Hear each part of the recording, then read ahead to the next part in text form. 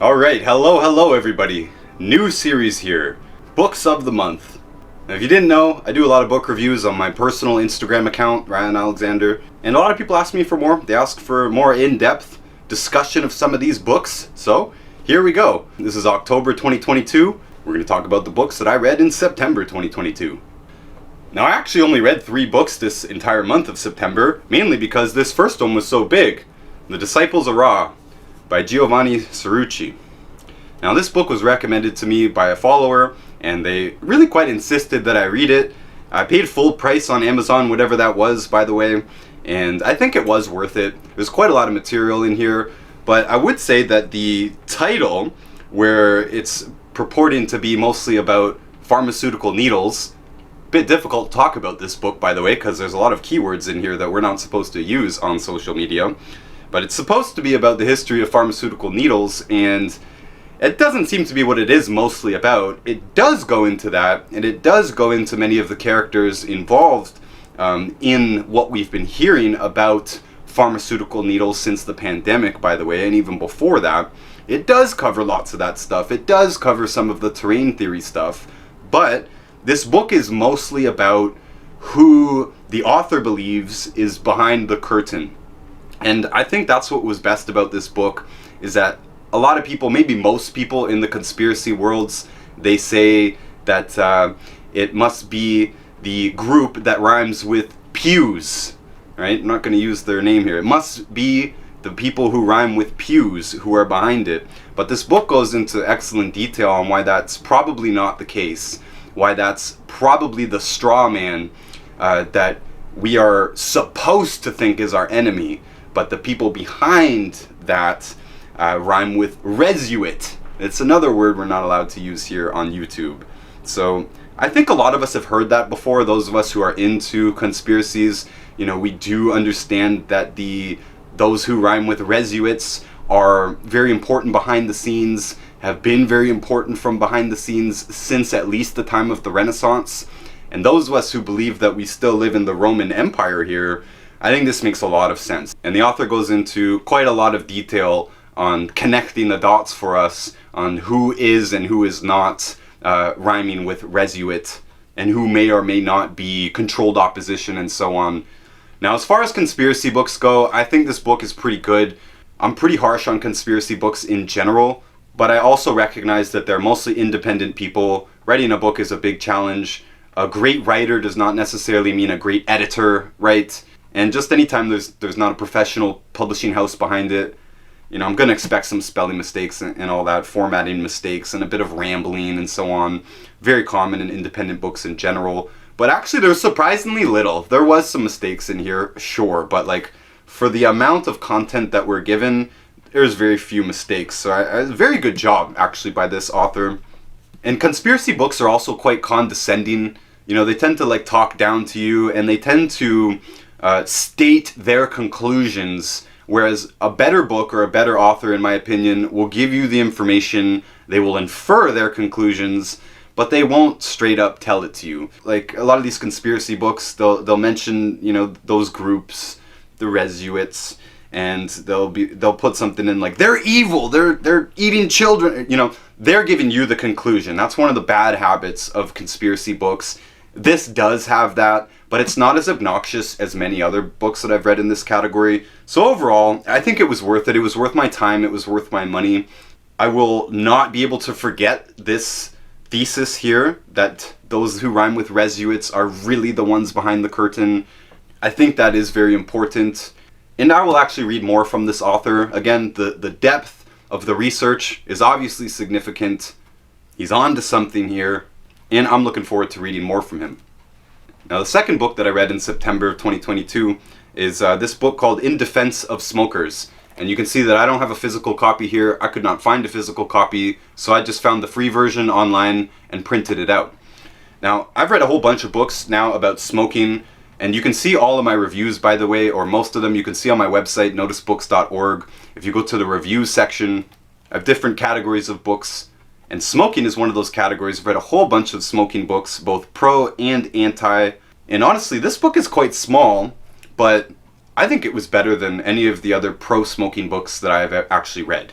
And to be clear, this book is not claiming that there's a benefit to smoking. It's just rebutting against many of the mainstream arguments that smoking is harmful.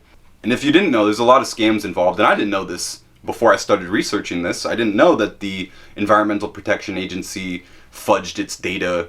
I didn't know that the Surgeon General's reports were based on so little evidence. I didn't know that they weren't able to reproduce lung cancer in animals by forcing them to smoke. Very interesting. So this book summarizes a lot of that stuff. A lot of the stuff that I found in pro-smoking books, even though they weren't as good, they usually included most of this stuff. Now, I think this book summarized it a little bit too succinctly. I think it was a little bit too concise, because since the author was so good and clear-headed, and there was so little rambling, so little condescension, and so little dumb points that are made, because in every smoking book that I've read, both pro and anti, they've all made stupid claims at one point or another in the book. This book didn't have any of that. This book was very, very clear, so I would have liked more detail. Now, this book was written for smokers very clearly, so the author probably wasn't expecting to convert any non-smokers or anti-smokers into believing that the anti-smoking campaign is mostly fraud. So he's speaking to smokers, and maybe that's why he didn't include that much detail. I think he should have included more detail, again, because the book was good and it was worth it. Now, whether you're a smoker or not, I do recommend looking into the frauds of the anti-smoking campaign. It's a pretty big waste of tax money and resources and all that, but more importantly, the anti-smoking ethos has been used to take our rights away. And I know the right to smoke in someone else's environment is not necessarily a human right, but the same framework, the same foundation that was used to ban smokings for our own good are also being used, or have also been used, to implement other health measures, which may or may not be good for us. If you didn't know, I'm pro-medical freedom. I don't care if a medicine works or not. I reserve the right, or I want to reserve the right, to choose what goes into and doesn't go into my body, including if it's something bad like tobacco. I want to be able to be the author of my destiny and choose whether I want to consume those things or not. And I want to base my choices on what I do for my health, or what I put into my body. I want to base those choices on facts, not on nonsense, not on frauds, not on political agendas or anything like that. So understanding this whole smoking thing, I think, is very, very important. This is a good starting point. You can find this book for free. It's not a huge book. It's worth it. And if it intrigues you, because it is so brief, now you know where to look further. You can look at the original studies which are cited in this book, or you can look at other anti-smoking books, or pro-smoking books, sorry. And by the way, in the future, I am going to write a book on this subject. That's why I'm reading all these books about it. I want to make sure that mine is as good as possible and includes all this stuff. And since I've had problems with every single other smoking book, I gotta write my own for that, so stay tuned for that. Got a few more smoking books to get through before I'm ready to start writing mine, but a lot of it repeats itself if you start looking into the pro-smoking arguments, and most of that is summarized very, very clearly here in The Defense of Smokers by Lauren Colby. Now, finally, I also read this book, Emotional Intelligence. I've read this book before, but I read it many years ago, and I remembered it being good, but I couldn't exactly remember it, so I had to read it again to review it again. And back when I read it the first time, I saved a whole bunch of pages.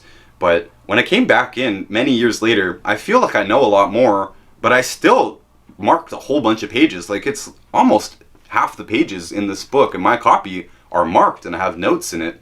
And that's because there was something interesting, intriguing, something that made me think about things differently. There was something like that on almost every single page of this book.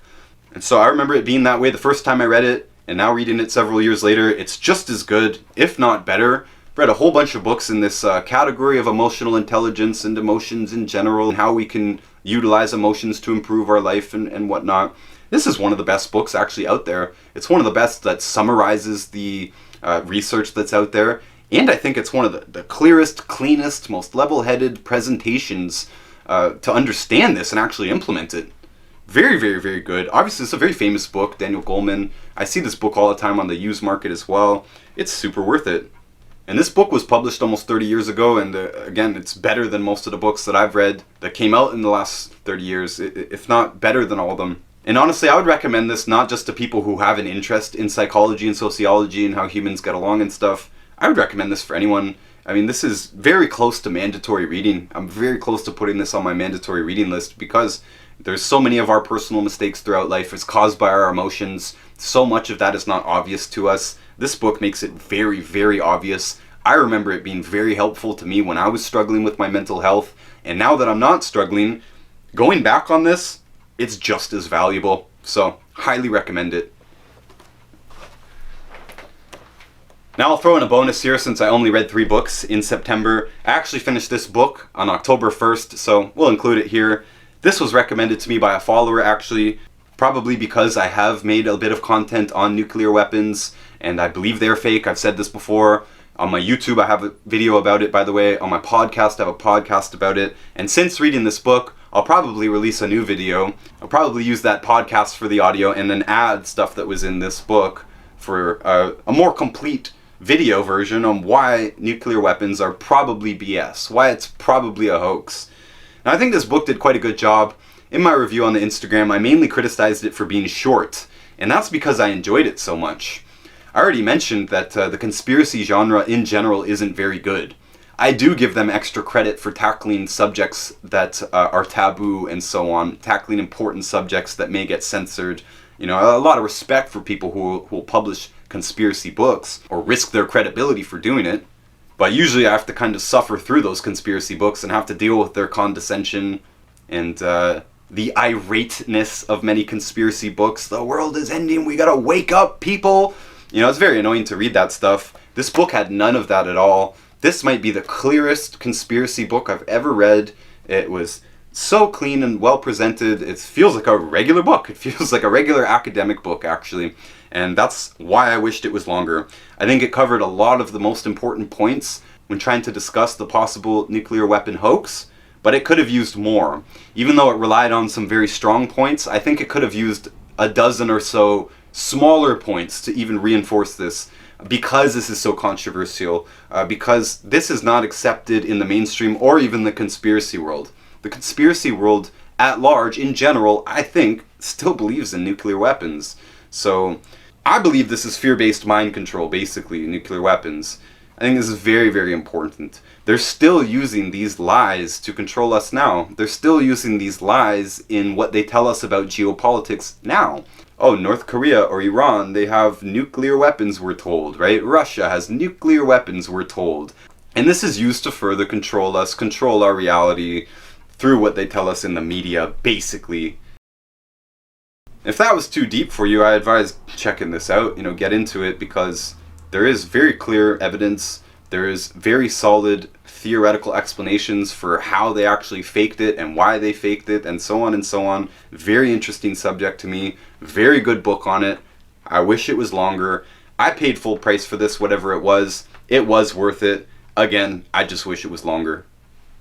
Alright guys, that's all the books that I read in September. Usually it's a little bit more than that.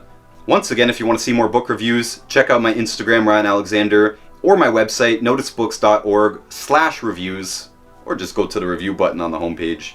If you have any books that you want me to review, you can message me on Instagram, or you can email me. Now, my personal channel here on YouTube is kind of all over the place, as you might have noticed. I cover many different topics.